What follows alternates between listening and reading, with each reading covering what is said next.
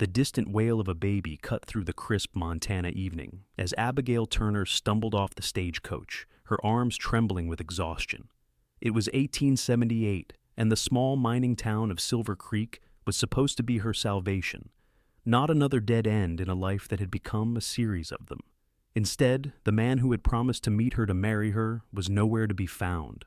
The baby's cries grew more insistent as Abigail swayed on her feet, clutching a worn carpetbag in one hand and her bundled infant son in the other.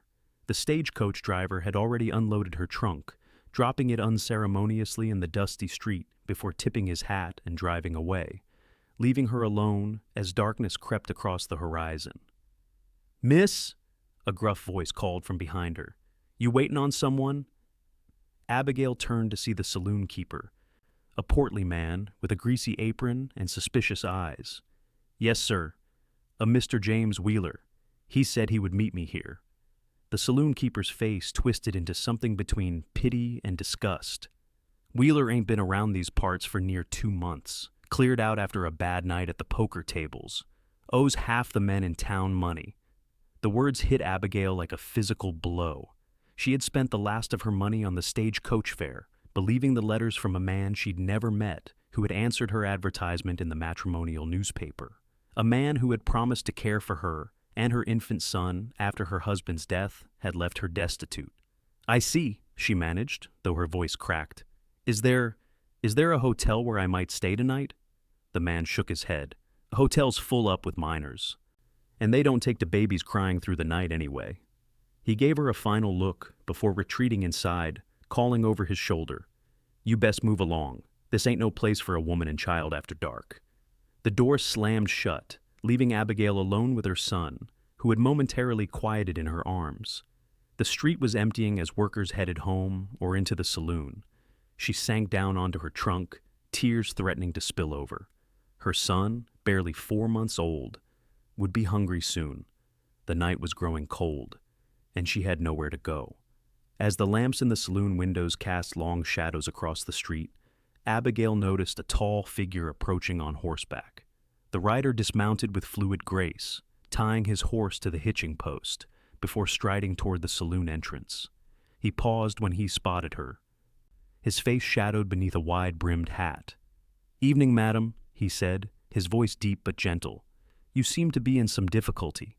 Abigail straightened her spine, pride warring with desperation. "I'm quite all right, thank you." As if to contradict her, the baby began to cry again, his tiny face reddening with effort.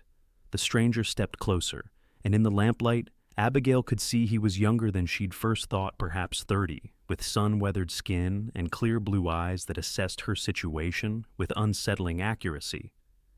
"That's Wheeler's doing, isn't it?" he asked quietly. "You answered one of his advertisements." Abigail stiffened.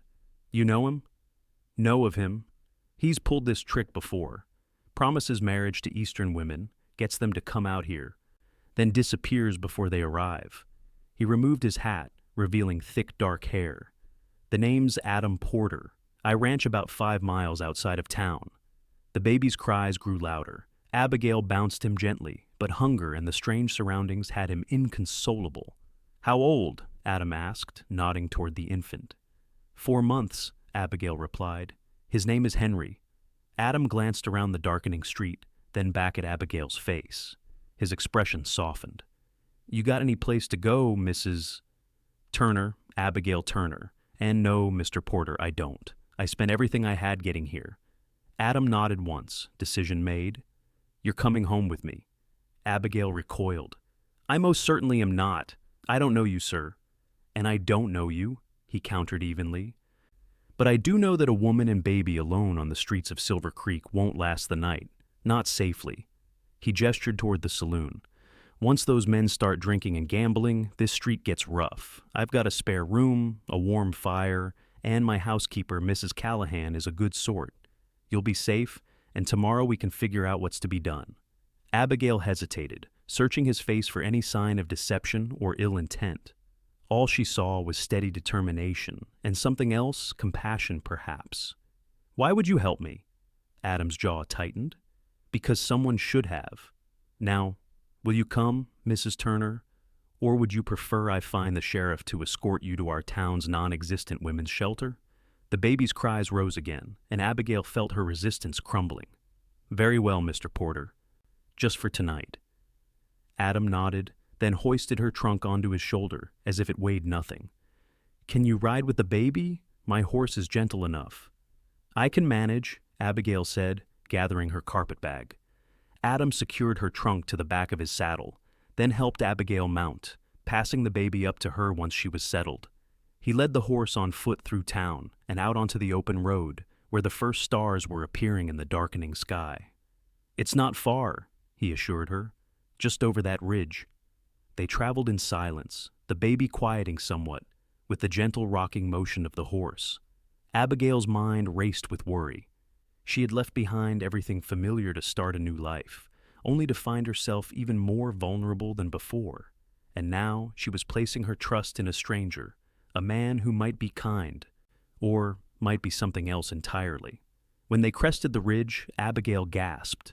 Below them, nestled in a small valley, lay a handsome ranch house with a broad porch, several outbuildings, and a large barn.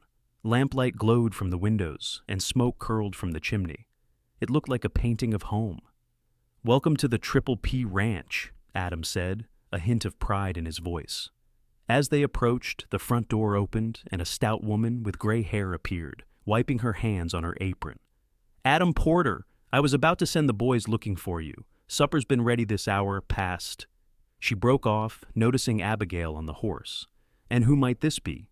Mrs. Turner and her son, Henry, Adam replied, helping Abigail dismount. Mrs. Callahan, they'll be staying with us tonight. Mrs. Turner was left stranded by one of Wheeler's schemes. Mrs. Callahan's face darkened. That no good snake. Well, come in, come in. That baby needs feeding and you look dead on your feet, my dear.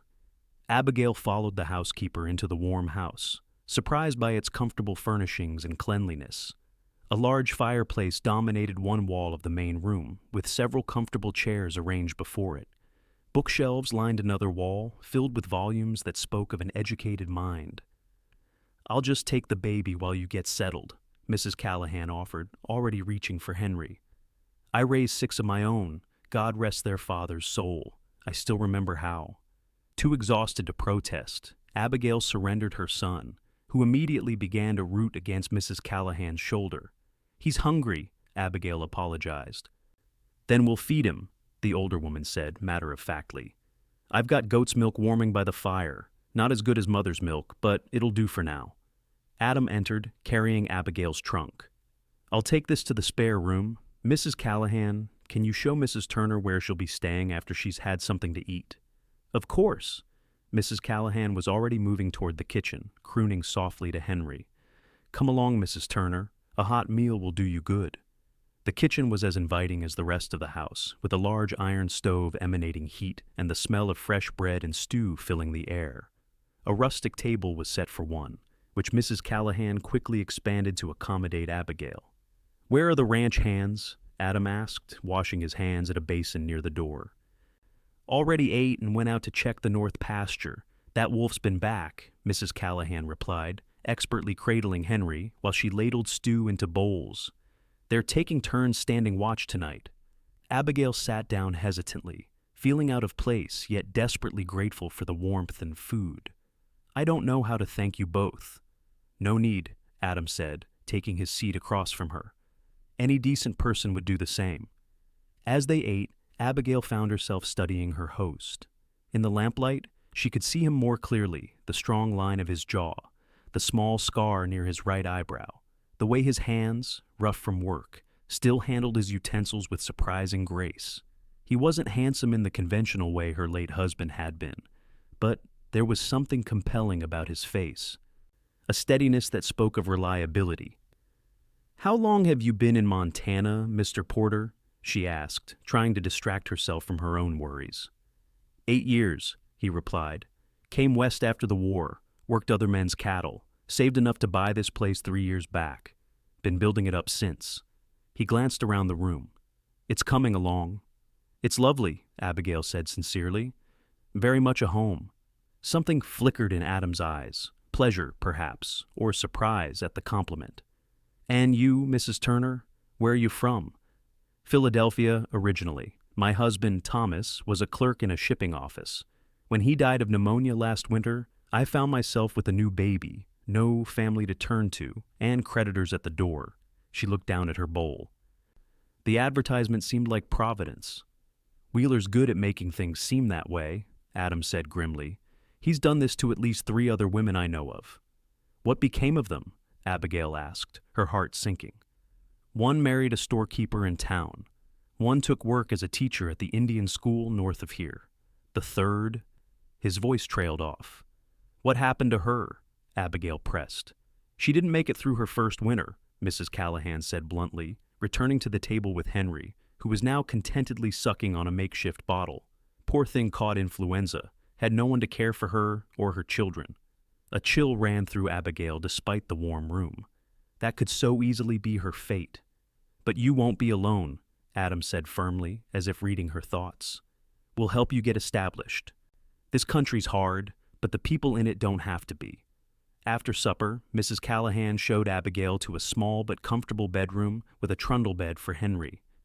I'll bring up hot water for washing, the housekeeper promised, and I've laid out a nightgown of mine. It'll be big on you, but clean at least.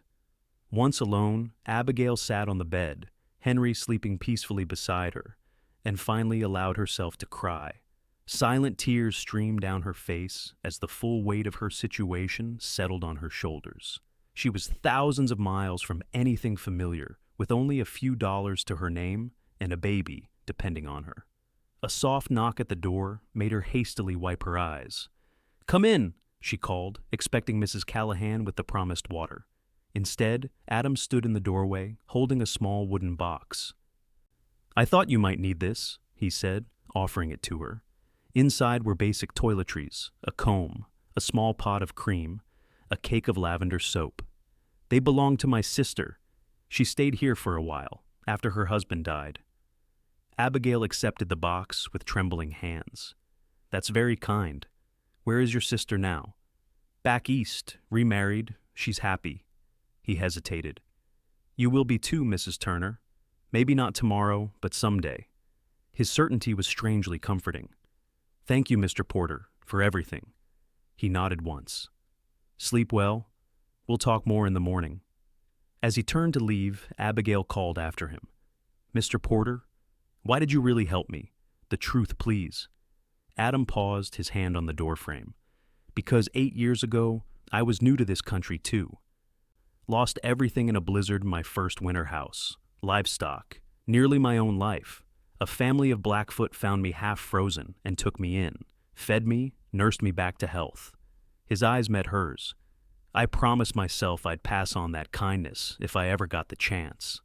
With that, he was gone, leaving Abigail to ponder the complexity of this man who had so unexpectedly become her benefactor. Morning brought a chorus of ranch sounds, roosters crowing, cattle lowing, men calling to one another as they went about their work. Abigail woke to find Henry already gone from his trundle. Panicked, she threw on her dress from the day before and rushed downstairs, only to find Mrs. Callahan in the kitchen, the baby happily gurgling in a makeshift cradle fashioned from a wooden crate lined with soft blankets. "There you are," the housekeeper said cheerfully. "I hope you don't mind. I heard the little one stirring and thought you could use the rest." "Thank you," Abigail said, embarrassed by her initial alarm. "I'm not used to having help." "Well, you do now," Mrs. Callahan replied. "At least for the time being. Sit down and have some breakfast. Adam's already been out since dawn, but he wants to speak with you when he comes in." Abigail's stomach tightened with anxiety. Would he be sending her away now that daylight had come? She ate the offered eggs and biscuits mechanically, her mind racing through possibilities. Perhaps there was work to be had in town. She could sew, keep accounts, even teach if necessary. Adam returned mid-morning, bringing with him the smell of horses and open air. He washed up, then joined Abigail at the kitchen table, where Mrs. Callahan discreetly withdrew, taking Henry with her. "I've been thinking about your situation, Mrs. Turner," Adam began without preamble. "Silver Creek isn't always kind to newcomers, especially women alone. But this territory needs good people willing to put down roots." "I'm willing to work," Abigail said quickly. "I don't expect charity." "I'm not offering charity," Adam replied. "I'm offering a proposition." He took a deep breath.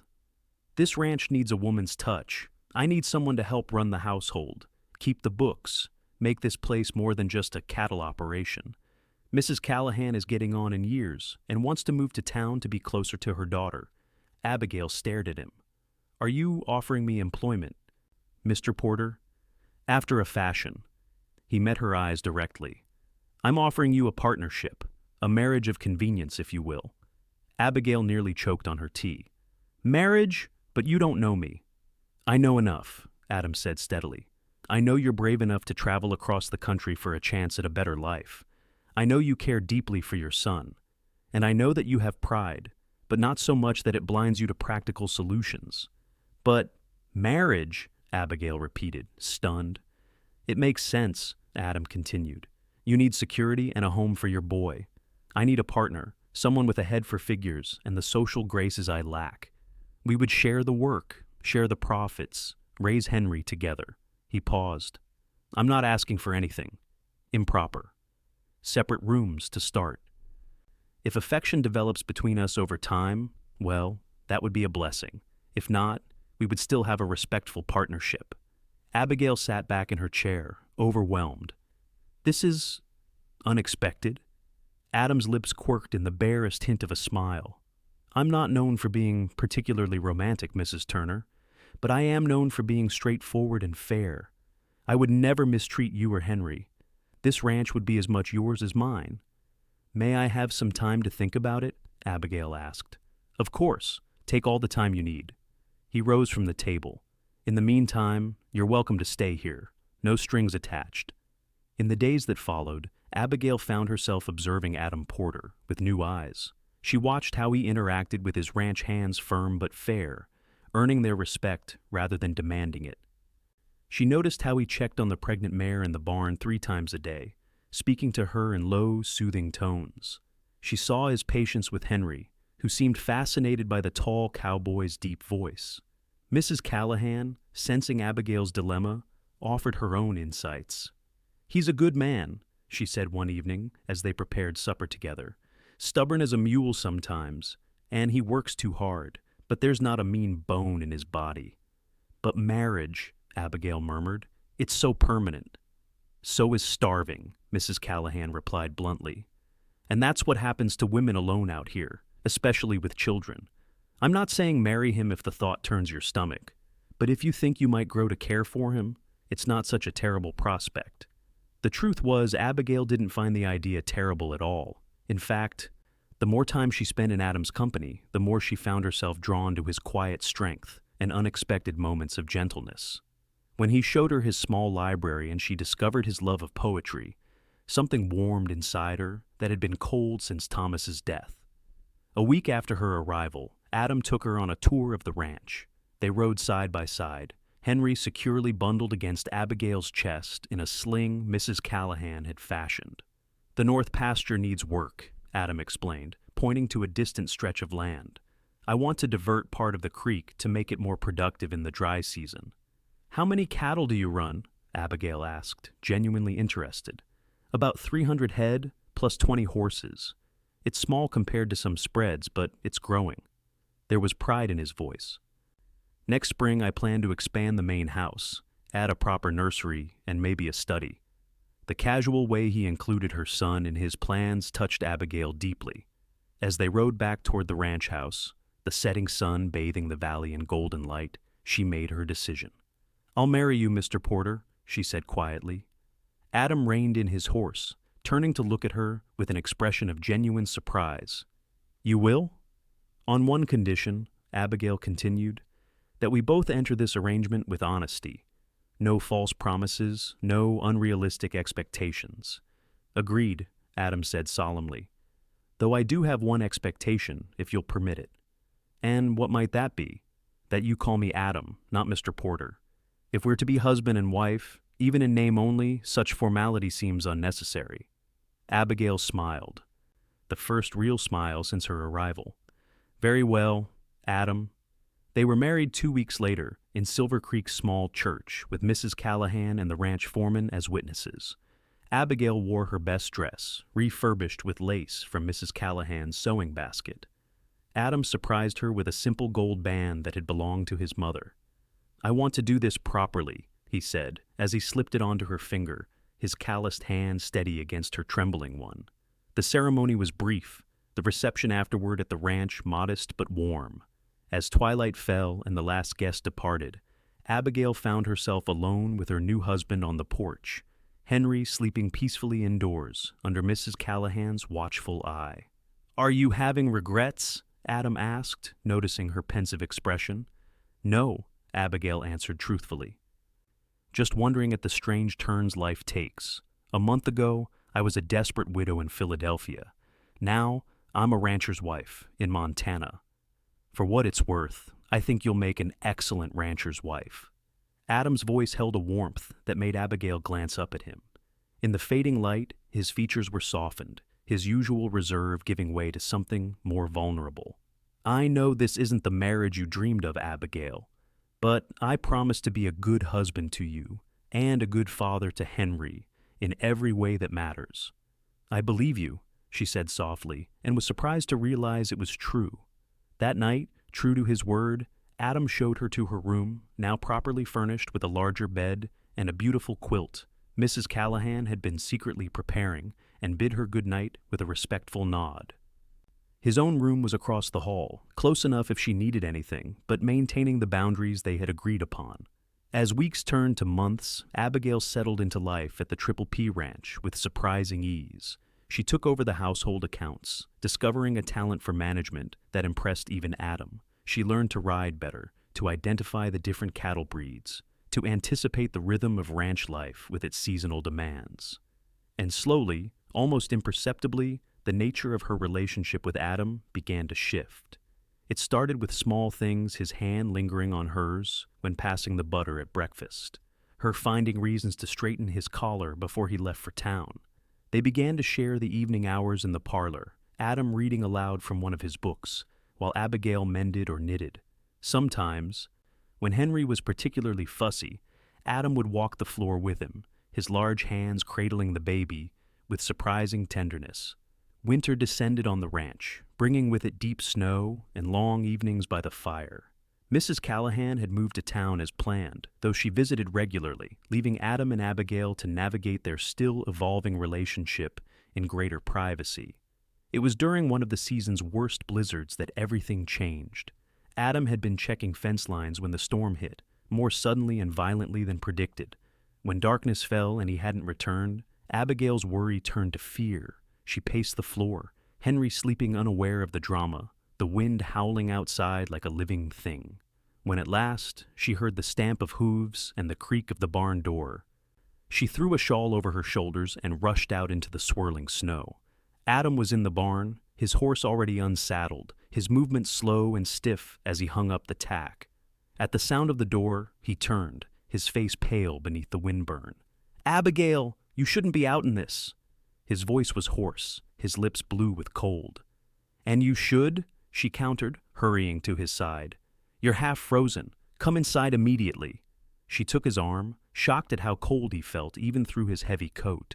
In the house, she pushed him into a chair by the fire and began removing his boots and outer garments, her hands efficient but gentle. "I can manage," he protested weakly. "Be quiet," she ordered, in a tone that brooked no argument. When she had him wrapped in blankets before the roaring fire, a mug of hot coffee laced with whiskey in his hands, she finally allowed her fear to show. "You scared me half to death, Adam Porter. What were you thinking staying out in such weather?" "The new calves," he explained, his voice still rough. "Needed to get them to shelter. Couldn't leave them." Abigail shook her head, torn between exasperation and a surge of something deeper. "And what good would you be to them dead? What good would you be to us?"